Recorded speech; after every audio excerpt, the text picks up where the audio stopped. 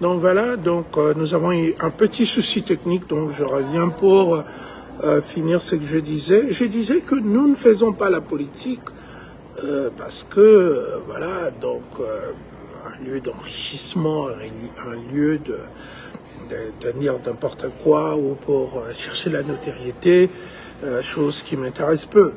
Moi, je suis plutôt dans un homme de science, donc je recherche plus la clarté intellectuelle, la compréhension et des choses comme ça. Donc, loin de moi l'idée de faire des choses simplement dans le but de m'octroyer une gratification économique ou voilà, publique, tout ça. Donc, on fait pratiquement la politique parce que nous voulons assez que les choses se métamorphosent, changent dans notre pays. Alors pour cela, nous avons commencé plusieurs étapes. Nous avons d'abord commencé par être des activistes politiques, c'est-à-dire des personnes qui portent haut et fort les revendications du peuple.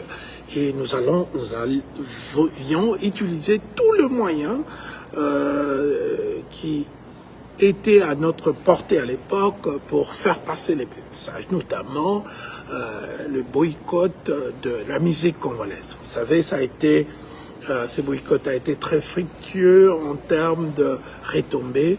Vous avez vu comment la plupart des jeunes de l'époque sont retournés à l'école parce qu'on ne voyait plus l'intérêt de se balader ou de faire des cassures alors que les musiciens congolais venaient pour faire leur performance en Europe.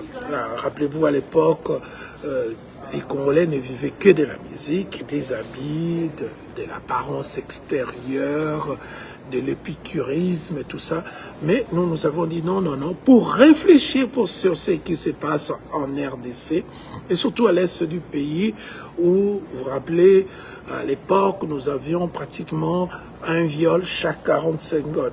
Donc aussi les guerres, les pillages systématiques de minerais, tout ça, des éléments, d'autres choses, notamment ce qui s'est passé à Kinshasa, il se passe même aujourd'hui, c'est-à-dire l'absence des éléments primordiaux, vitaux, notamment l'électricité, la desserte en eau potable, ce qui fait que la ville de Kinshasa a toujours été couronnée depuis un temps comme étant la ville la plus sale au monde, la capitale, du moins, justement forcer la donne et avoir à se produire. J'ai toujours rappelé que moi-même, je suis un fanatique de la musique, depuis mon jeune âge, donc je n'ai rien contre les musiciens exclusivement, extraordinairement, ça n'existe pas, mais du moins, nous sommes contre le fait que cette distraction empêche notre peuple à se mettre ensemble, à réfléchir sans bruit. Et d'ailleurs, faites un tour à Kinshasa, moi j'en ai fait et j'ai trouvé vraiment la ville de Kinshasa une ville où les cavernes les bruits sont tout le temps et parfois on trouvait une juxtaposition entre les églises et les bars, chose inédite. Et les bruits je me demandais comment les gens qui priaient, et en même temps, je me demandais également comment les gens qui écoutaient la musique parce que le bruit les cavernes qui sortaient de deux endroits sont très mêlés, au point que pour moi, c'était une situation une dichotomie défavorable, quoi. C'était vraiment le tohu-bohu, si vous voulez. Donc voilà, donc il nous a pas soutenus, il a milité contre le peuple, et je trouve ça même aujourd'hui par rapport au mérite qu'on vient de l'octroyer, je trouve que le Congo ne va pas décoller tant que nous fonctionnons un peu dans dans les m'as-tu-vu, dans la fabrication de vérité, alors que nous avons les éléments scientifiques, l'empirisme, d'observer la population, comment nous vivons, comment le pays est géré pour arriver à des conclusions qui seront, à mon humble envie, des conclusions qui seraient basées sur le fait. Voilà. Donc, on fabrique des événements, on fabrique des personnes, et je sais que d'aucuns ne peut l'oublier, que tout cela s'est fait dans les cadres de VT, de changement des constitutions. Alors on essaie d'ériger un homme à ce qu'il n'est pas totalement, c'est-à-dire, voilà, et c'est une star internationale, mais des bas de niveau. Simplement, on a vu ces prestations, comment ça a été entouré des manipulations, d'escroqueries, d'envie de faire passer des messages qui n'ont pas été sincères, notamment, voilà, les soldats, on a vu les autres amis artistes, leurs soldats ont été déclarés à 20h en plein journal télévisé, mais on a vu avec Fally Ipupa qu'il a l'habitude de concocter des réalités. Et voilà, aujourd'hui, il bénéficie de l'appui de l'État congolais, du président Félix, de son épouse, de la classe politique qui est composée de beaucoup de gens qui soutiennent sa musique. Et également, on ne va pas l'ignorer, ces élans de toujours être en position de vouloir manipuler le peuple congolais, accepter des réalités qui sont loin d'être vérifiées. Chers amis, bonjour, bon après-midi ici au Canada. Il est l'après-midi, donc voilà, on est très content de faire ces directs pour marquer un peu, voilà, les vacances ont commencé. Ça fait longtemps que je n'ai pas pu faire des lives, juste pour commenter l'actualité, parler avec toutes les personnes qui sont mes amis, qui sont abonnés à ma page, qui me suivent juste par intérêt, parce qu'ils se disent que, bon, voilà, c'est un frère congolais, qui, lui aussi, a un intérêt particulier pour ces pays. Le contexte doit être rappelé, mis en exergue, c'est qu'on vient du Congo, qui est notre pays d'origine. On y est né, peut-être les autres sont nés ailleurs, bon, mais on a été bercé par ces pays. Et maintenant, voilà, que nous avons atteint un certain âge, on a toujours la question en tête, pourquoi ça ne marche pas? Pourquoi autant de pauvreté, autant de mégestion, autant de... Voilà.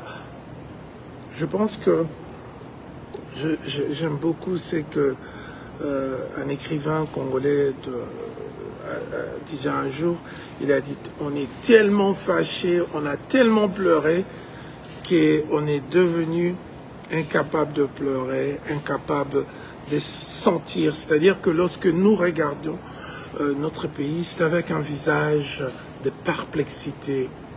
Et parfois, dans un total silence, on regarde, on observe. Bien sûr, dans la tête, pour certains, nous avons des instruments d'analyse. Voilà, moi je suis sociologue, et voilà, donc je peux mettre tous les baromètres de la sociologie, l'interactionnisme, les fonctionnalismes, les conflits, les féminismes, le mouvement. Voilà, je peux mettre tout mon appareil, convoquer toute mon intelligence sociologique pour essayer de comprendre pourquoi ça ne va pas en RDC. On a beau à dire, voilà, c'est la fête de Colomb. J'ai fait une vidéo hier où j'étais justement en train de vous proposer une thèse des raisons pour lesquelles il y a une forte stagnation économique et même une stagnation au niveau immatériel, c'est-à-dire l'intelligence, la cognition, tout ça, on voit que ces pays ne bougent pas. Les intellectuels congolais, ils sont prêts à brader le pays. Bon, ils sont prêts aussi à se faire avoir par les hommes riches, les hommes du pouvoir, celles et ceux-là qui ont accès aux richesses du pays. Et voilà, donc ils sont achetés. Aujourd'hui, ils peuvent dire A, demain c'est B, l'après-demain c'est C. Donc, c'est-à-dire que nous avons une classe politique qui est, à mon humble avis, complice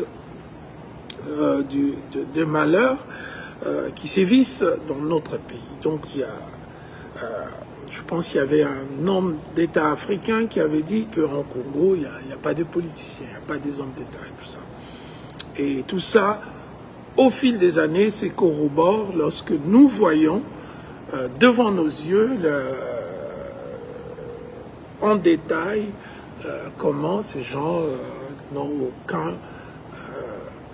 aucune considération, j'allais dire, pas de scrupules pour ce peuple dont ils font partie.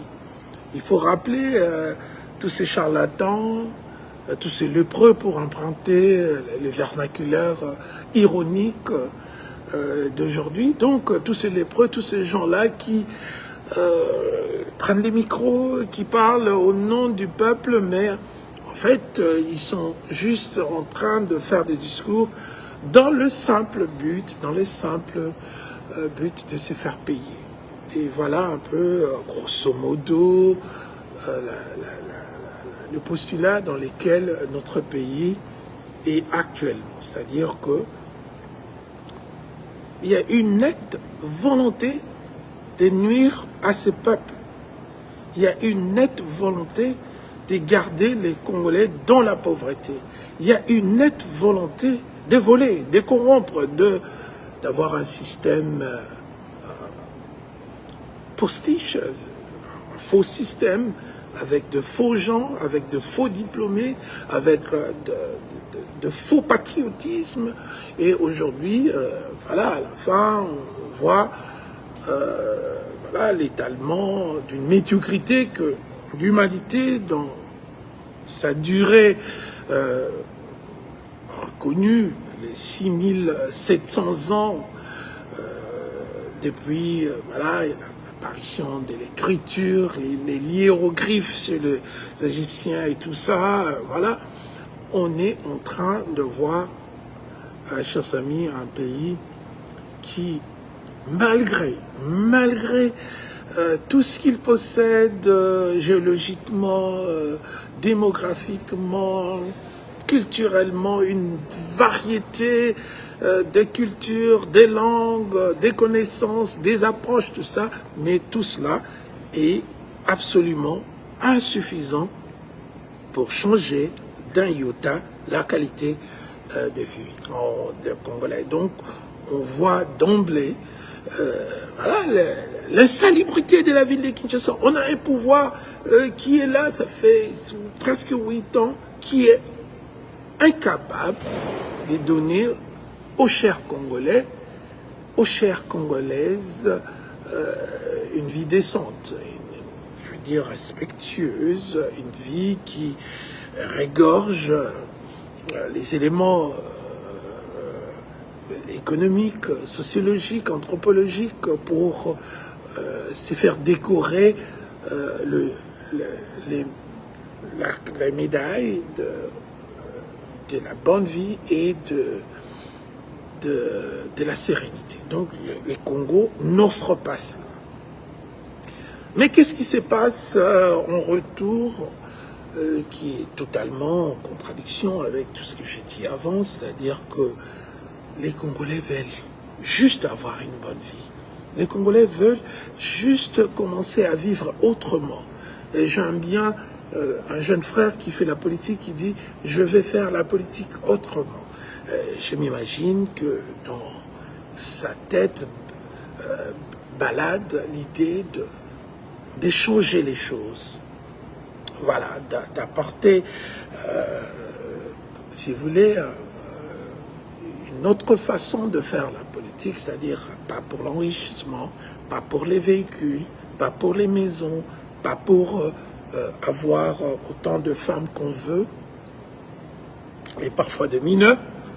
Et c'est ce qui est absolument inacceptable dans une société de laisser les hommes politiques, ceux-là qui devraient être les garants des institutions, parce que Félix Tshisekedi n'en est pas le seul. Nous sommes tous, d'ailleurs, peuple congolais, surveillants de cette constitution. Donc, nous devons travailler afin que les choses puissent avancer positivement pour ce peuple. Voilà, en tant que garant, et ces gens-là s'attellent à des activités illégales, notamment la poursuite ou bien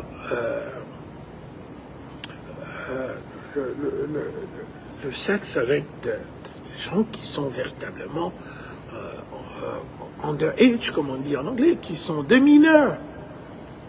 Donc voilà un peu la situation telle que ça se présente, mais au-delà de tout ça, bon, beaucoup de gens, j'ouvre une parenthèse ici, que je pense être important, c'est que beaucoup de gens, mes proches, même des amis d'enfance, tous ça me disent, mais qu'est-ce que tu as en tête contre Fally Ipupa?